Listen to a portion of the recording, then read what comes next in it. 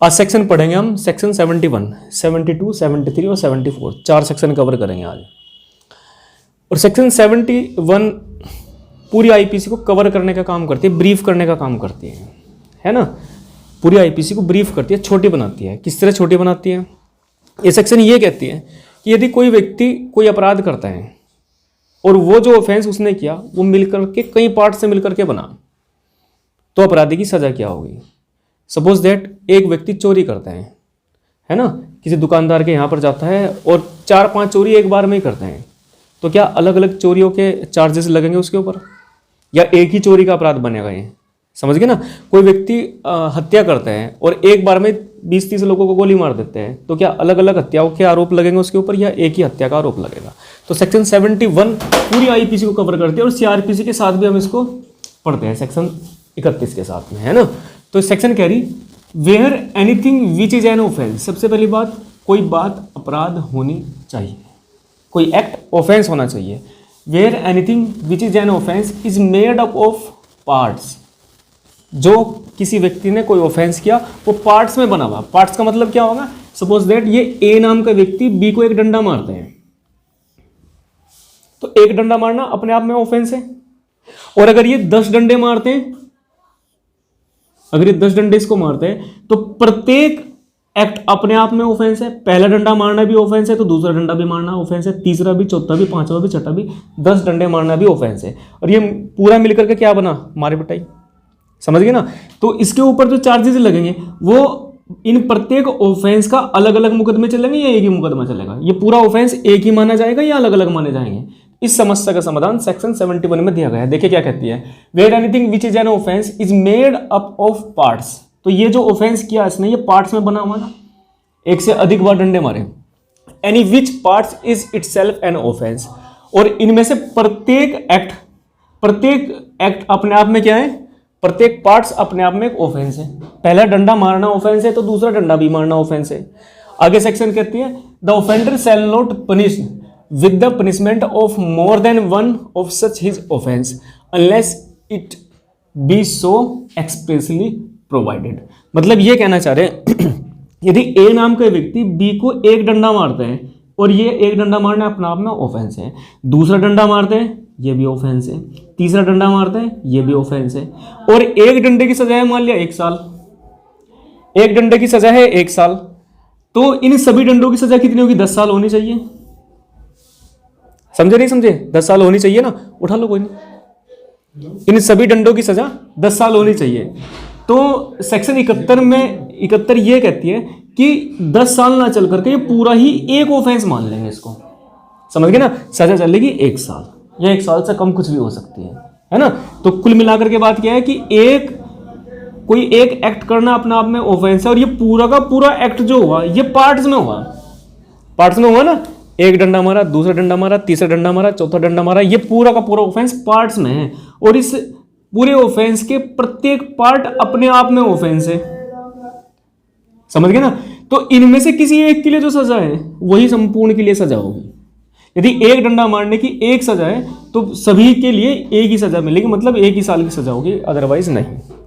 बात समझ आई आपको? एक व्यक्ति सपोज दैट चोरी करने के लिए जाता है, ज्वेलर्स के यहाँ पे गया, है ना, उसने कुछ अंगूठियाँ उठा ली, कुछ चैन उठा ली, कुछ और ज्वेलरी उसने उठा ली। तो प्रत्येक चोरी अपने आप में अलग अलग क्या है? पार्ट्स में किया ना उसने ये सारा का सारा। केवल एक ही चीज उठा करके तो आया नहीं वो, या हो सकता है कुछ हीरे के कुछ नग होंगे, मुट्ठा भर के ले आया उसका वो, है ना। तो ये क्या होगा? यहाँ प्रत्येक पार्ट्स अपने आप में ऑफेंस है। अगर उसके ऊपर चोरी का आरोप लगाए और प्रत्येक के लिए अलग अलग सजाए, अलग अलग मुकदमे दायर करने पड़े, तो हो सकता है 20-30 मुकदमे दायर करने पड़े चोरी के अलग अलग। समझ गए ना। जैसे एक आदमी एक घर में जाता है और 2 बैल खोल करके ले आते हैं, तो उसने एक ही चोरी की। इसी प्रकार पहले वाले मामले में भी एक ही चोरी का ऑफेंस हुआ, हालांकि पार्ट्स में हुआ था। समझ गए ना। सपोज दैट एक व्यक्ति किसी दुकानदार के यहाँ पे जाते हैं और अपना एक जो है ना, उसने बहुत सारी मूंगफली उठा ली खाने के लिए। कई बार टेस्ट करने के लिए मूंगफली उठा लेते हैं ना, वो इतनी सारी उठा ली, तो एक मूंगफली उठाना चोरी है। और वे गिन के देख लो, पता लगा 150 आई होगी उसके हाथ में, 50 आई होंगी, और एक मूंगफली के लिए सजा क्या है? 3 साल। और तो उसके लिए कितनी होगी? 50 के लिए 150 साल। समझ गए नहीं समझ गए? तो कुल मिलाकर के सेक्शन 71 क्या कहती है? ये कहती है कि जहां की कोई कार्य अपने आप में, कोई एक्ट अपने आप में ऑफेंस है, मिलकर के पार्ट्स में बना इस तरह से, है ना, तो प्रत्येक पार्ट्स अपने आप में ऑफेंस है, तो वहां एक ऑफेंस के लिए जो सजा है बस वही चलेगी, बाकी की नहीं चलेगी। बात समझे नहीं समझे? एक ही बार में 4-5 चाटे मार दिए तो बस एक चाटा, समझ गए ना? लेकिन एक चाटा आज मारा है, एक चाटा कल मारा, तो यहां पर अलग अलग ऑफेंस हुए। एक चोरी इस घर में की, एक चोरी फिर 1 घंटे बाद किसी दूसरे घर में की, फिर कुछ टाइम बाद फिर तीसरे घर में चोरी की, तो ये अलग अलग चोरी है। लेकिन एक ही बार में, एक ही ट्रांजैक्शन में अगर उसने कोई बहुत सारे एक्ट किए हो, कोई ऑफेंस पार्ट में अगर उसने किया हो, कोई ऑफेंस पार्ट में उसने किया हो, तो बस एक ही सजा चलेगी उसके लिए। तो सेक्शन 71 तो बड़ी काम की सेक्शन है, समझ गए नहीं समझ गए? सेक्शन 71 तो बहुत काम की सेक्शन है। तो इस तरह से क्या है, सेक्शन 31 के साथ पढ़ते हैं सीआरपीसी, जब आपको पढ़ाऊंगा तो वहां भी पढ़ाऊंगा इसको मैं।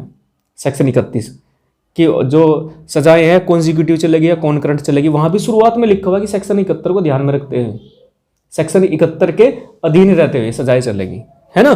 तो कुल मिलाकर के सेक्शन 71 क्या कहती है हमारी? 71 इतना ही कहती है कि जहां की कोई कार्य अपने आप में ऑफेंस है और कई पार्ट में वो बना हो, और प्रत्येक पार्ट अपने आप में ऑफेंस है, तो बस एक के लिए जो सजा है बस वही चलेगी, बाकी की नहीं चलेगी, है ना। क्लियर है ना स्थिति आपको? जैसे एक व्यक्ति किसी व्यक्ति का मर्डर कर देते हैं, 2 दिन बाद फिर मर्डर करते हैं, 3 दिन बाद फिर मर्डर करते हैं, तो अलग अलग मर्डर के चार्जेस चलेंगे, यहाँ पे अलग अलग मर्डर के आरोप लगेंगे उसके ऊपर।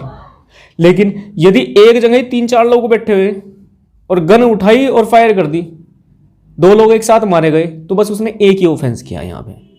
क्लियर है ना? कोई टाइम बम उठाया और फेंक दिया भीड़ में, 3-4 लोग मारे गए, तो बस एक ही ऑफेंस किया, एक ही मर्डर का आरोप लगेगा, क्योंकि वो जो ऑफेंस है वो पार्ट में हुआ।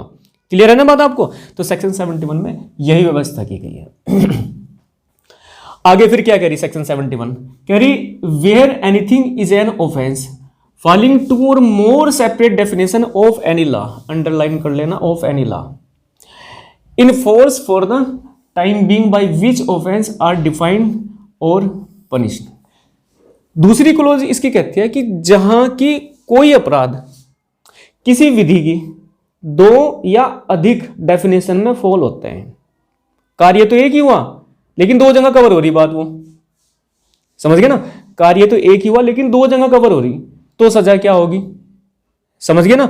तो सेक्शन कह रही where anything is an offence, जहां की कोई कार्य अपने आप में ऑफेंस है, falling 2 or more separate definition, कार्य तो एक हुआ, इस व्यक्ति ने कार्य तो एक किया, लेकिन किसी विधि की 2 धाराओं में कवर होता है, किसमें और एक इसमें, तब सजा कौन से वाले की चलेगी? या दोनों को मिला करके जो बैठेगी वो सजा चलेगी?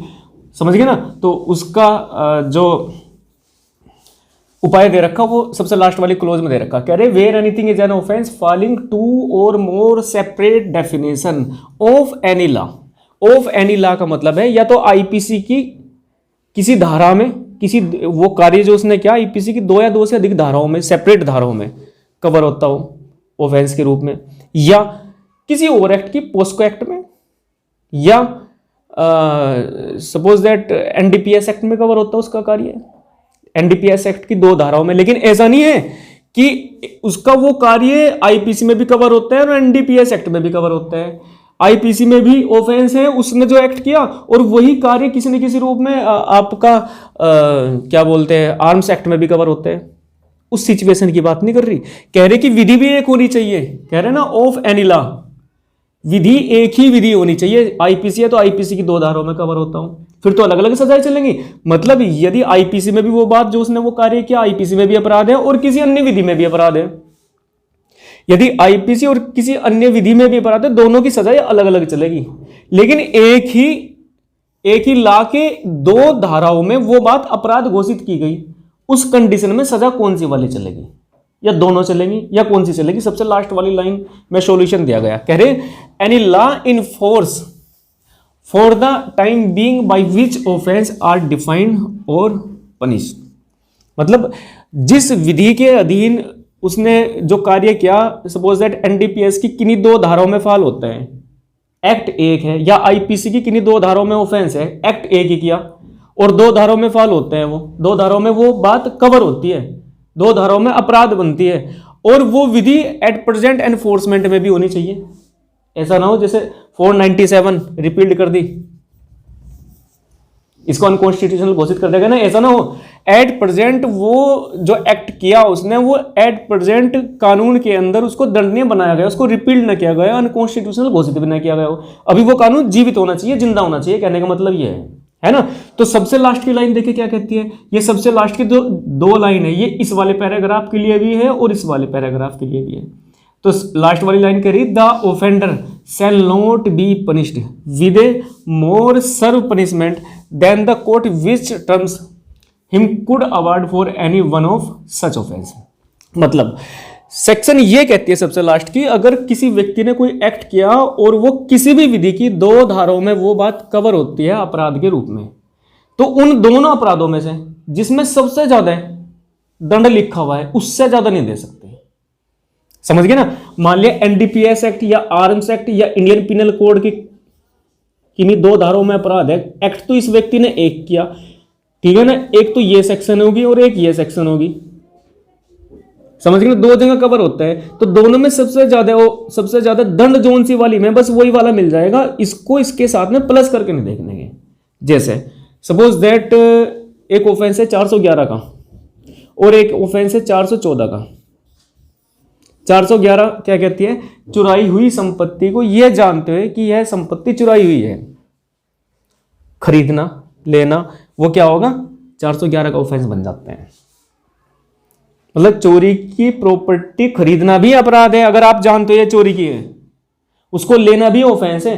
चोरी करना तो ऑफेंस है ही, लेकिन 411 क्या कहती है कि अगर चुराई हुई प्रॉपर्टी को ये जानने के बावजूद कि ये चुराई हुई है आप लेते हो या खरीदते हो, तो क्या होगा, अपने आप में एक ऑफेंस है, रोकती है ना चोरी करने से एक तरह से। दूसरी बात 414 कहती है कि चुराई संपत्ति को छिपाने में सहायता करना।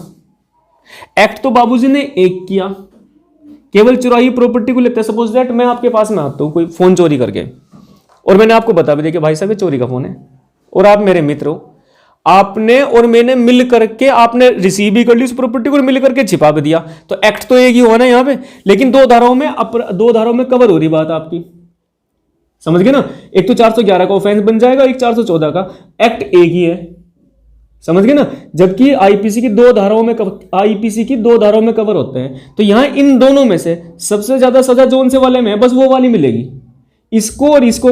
सपोज दैट इसकी 3 साल है और इसकी 2 साल है, तो दोनों को जोड़ कर नहीं देखेंगे, दोनों में से सबसे ज्यादा किस में है, इस वाली में, तो बस यही मिल जाएगी, इसको खत्म कर देंगे। क्लियर है बात। फिर से पढ़ते हैं, where anything is an offence falling 2 or more separate definition of any law. वो लॉ कोई भी हो सकते हैं। वैसे तो भारतीय संविधान के आर्टिकल 13 में लॉ को डिफाइन किया गया है, संसद के द्वारा बनाया गया कोई भी कानून है वो विधि है, वो लॉ है ना। स्टेट लेजिस्लेशन के द्वारा बनाया गया कोई भी कानून वो भी विधि होगा, है ना, वो भी लॉ होगा। इसके अलावा सरकार जो नियम बनाती है, रेगुलेशन बनाती है, ऑर्डिनेंस होते हैं, रूढ़ी प्रथाएं हैं, ये सब क्या है, ये सब भी लॉ है, समझ गए ना। तो कुल मिलाकर के बात क्या है कि एक व्यक्ति होना चाहिए, इस व्यक्ति ने केवल एक एक्ट किया हो और वो एक्ट किसी विधि की, किसी एक विधि की, याद रखना, मैं बार बार इस चीज पे जोर डाल के बोल रहा, किसी एक विधि की, अलग अलग विधि की नहीं, किसी एक ही विधि की दो धाराओं में अगर ऑफेंस है वो, तो उन दोनों में से सबसे ज्यादा सजा जो उनसे में वही वाली मिलेगी। तो ये दूसरी जो क्लोज हमने पढ़ी, ये भी एक तरह से समरी करने का काम करती है, ब्रीफ करने का काम करती है ना। तो लेकिन अब एक चीज और, यदि इसके द्वारा किया गया एक्ट एक तो यहां कवर होता है इंडियन पिनल कोड में, और वही एक्ट एनडीपीएस एक्ट में कवर होता है, तो इसकी सजा अलग चलेगी, इसकी अलग चलेगी। फिर ऐसा कर लेंगे 3+2। अब स्थिति क्लियर हुई है आपको। नेक्स्ट चलते हैं, तीसरा पैराग्राफ 71 का। ये क्या कहते हैं, where several acts of which one or more than one would by itself or themselves constitute an offence constitute when combined a different offence. मतलब जब बहुत सारे एक्ट किए हो, किसी व्यक्ति ने बहुत सारे एक्ट किए हो, सेरेबल एक्ट्स किए हो, और वे सभी के सभी एक्ट्स अपने आप में ऑफेंस हो। किसी व्यक्ति ने बहुत सारे एक्ट्स किए और वे सभी के सभी एक्ट अपने आप में ऑफेंस है, और अगर उनको मिला दे तो एक नया ऑफेंस बन जाएगा। समझ गए नहीं समझ गए? अगर उनको मिला दे तो एक नया ऑफेंस बन जाएगा। तो उस कंडीशन में क्या होगा, जैसे एक उदाहरण से समझते हैं हम। कानून को आप उदाहरण के माध्यम से ही समझ पाओगे अच्छे से, अदरवाइज पैसिव लैंग्वेज में लिखा हुआ है, थोड़ा सा समझने में प्रॉब्लम तो देखो आएगी आपको। कह रहे कि इस व्यक्ति ने डकैती डाली। डकैती की कौन सी सेक्शन है? फिर 391, 396 खोलना है एक बार, 396।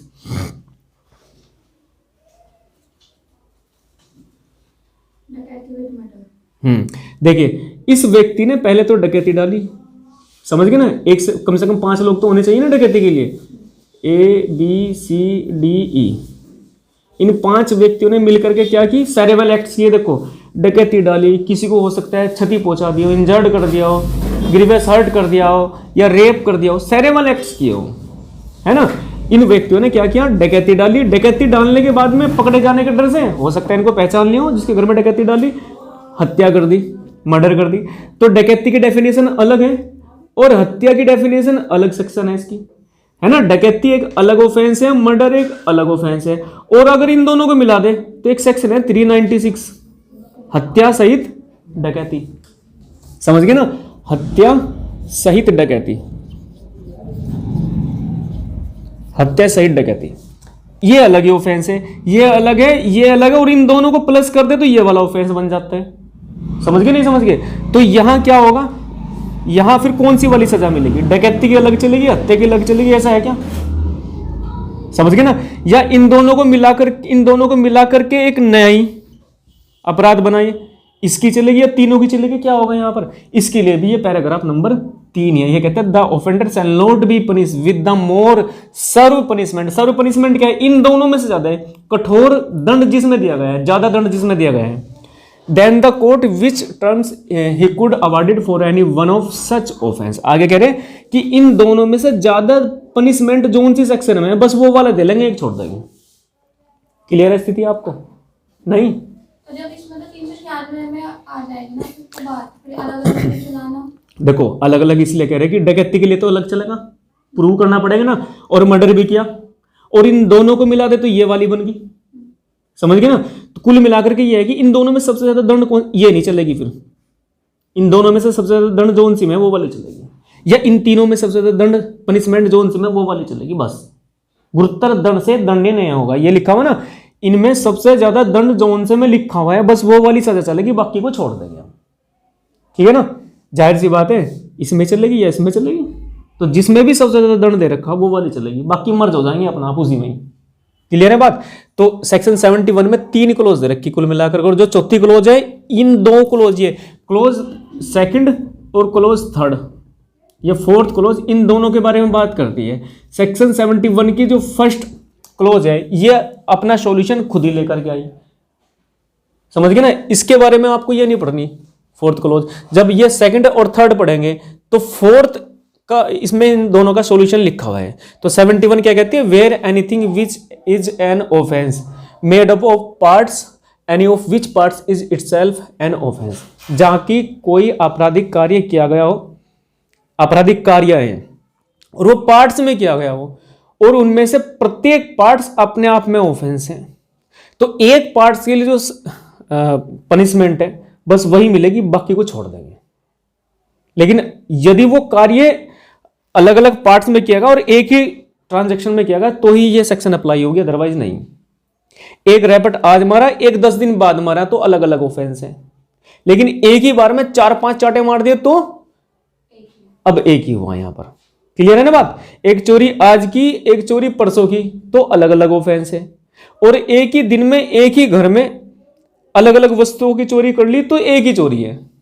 अब स्थिति क्लियर हुई? सेकंड क्लॉज फिर से रिवाइज कर लेते हैं। कह रहे कि जहां की कोई एक्ट किया, और एक्ट तो एक ही किया, लेकिन किसी विधि की अलग अलग 2 धाराओं में वो एक्ट कवर होते हैं अपराध के रूप में, तो उनमें से सबसे ज्यादा दंड जोन से सेक्शन में है वो वाली सजा चलेगी, दूसरी वाली कम वाली को छोड़ देंगे। फिर ये कह रही कि वेयर सेरेबल एक्ट्स, बहुत सारे एक्ट्स किए गए हों और उनको मिला दे तो एक नया ही ऑफेंस बन जाएगा। तो वहां भी फिर उसके बारे में भी ये 4th क्लॉज बात करते हैं कि सबसे ज्यादा दंड जोन सी वाली सेक्शन में वो चलेगा, अदरवाइज छोड़ देंगे। अब स्थिति क्लियर है? कोई डाउट है तो मुझे बताओ। आगे चलते हैं। सेक्शन 72 ये कह रही in all cases in which judgment is given that a person is guilty one of several offence specified in judgment but that it is doubtful of which of this offense he is guilty, the offender shall be punished for the offense for which the lowest punishment is provided if the same punishment is not provided for all। कुल मिलाकर कितना कहना चाह रहे कि किसी व्यक्ति के ऊपर एक से अधिक चार्जेस लगे, किसी अपराध के एक से अधिक अपराधों के चार्जेस फ्रेम आउट हुए उसके, समझ गए ना। लेकिन ये नहीं कन्फर्म कर पा रहे जज साहब कि इनमें से इसने कौन से वाला ऑफेंस किया, समझ गए ना। इतना तो कंफर्म है कि इन दोनों में से ही कोई सा किया, लेकिन लैक ऑफ फैक्ट्स की वजह से ये नहीं कंफर्म कर पा रहे दोनों में से कौन सा किया। कई बार ऐसी सिचुएशन हो जाती है कि ये नहीं पता लग पाता दोनों में से किया कौन सा। तो इस सेक्शन में सॉल्यूशन लिखा हुआ है। ये सेक्शन कहते हैं कि उन दोनों में से सबसे कम सजा जोन से अपराध की है वो वाली चलेगी, अगर मैं कंफर्म नहीं हो पा रहा। जैसे एक तो हुआ मर्डर, अरे क्या हुआ इसको, एक तो हुआ मर्डर और एक हुआ कल्पेबल होमिसाइड, हत्या और आपराधिक मानववध 299 और 300। इन दोनों के बीच में डिफरेंस करने में ही रेग बनाम गोविंदा में 100 साल लगे थे न्यायालय को कि इन दोनों के बीच में क्या अंतर है। जनरली कोर्ट कंफ्यूज हो जाती थी कि ये वाला ऑफेंस किया या ये वाला ऑफेंस किया, आपराधिक मानव वध का ऑफेंस किया या मर्डर किया, दोनों में डिफरेंस करना बहुत ही मुश्किल काम था। फिर रेग बनाम गोविंदा का आईपीसी आने के भी 100 साल बाद इन दोनों के बीच में भी अंतर कर पाए, और आज भी दिक्कत हो जाती है। कई बार फैक्ट की कमी की वजह से हमें ये नहीं पता लग पाता कि ये वाला ऑफेंस हुआ या ये वाला ऑफेंस हुआ, लेकिन इतना कंफर्म है कि इन दोनों में से कोई सा हुआ। इतना तो कंफर्म है कि दोनों में से ही कोई सा ना कोई सा हुआ। तो इस कंडीशन के लिए फिर सजा इसकी चला या इसकी चला, ये एक समस्या आ गई ना। तो सेक्शन 72 में इसका सॉल्यूशन लिखा हुआ है। सेक्शन 72 कहती है इन दोनों में सबसे कम जोन से में लिखी हुई है सजा वो वाली चलेगी, अदरवाइज नहीं। क्लियर है ना? मतलब इसका लाभ दे देंगे अभियुक्त को, लाभ तो मिलना चाहिए ना। ज्यादा सजा क्यों दोगे आप उसको, या तो कंफर्म करो। और जब कंफर्म नहीं है कोई सा कौन सा किया, लेकिन ये पक्का है कंफर्म है कि दोनों में से ही कोई सा किया, तो ऐसी सिचुएशन में जो दोनों में सबसे कम जोन से वाले में है वो वाली सजा चलेगी, अदरवाइज नहीं। क्लियर है स्थिति? सेक्शन 73 और 74 पे आते हैं अब।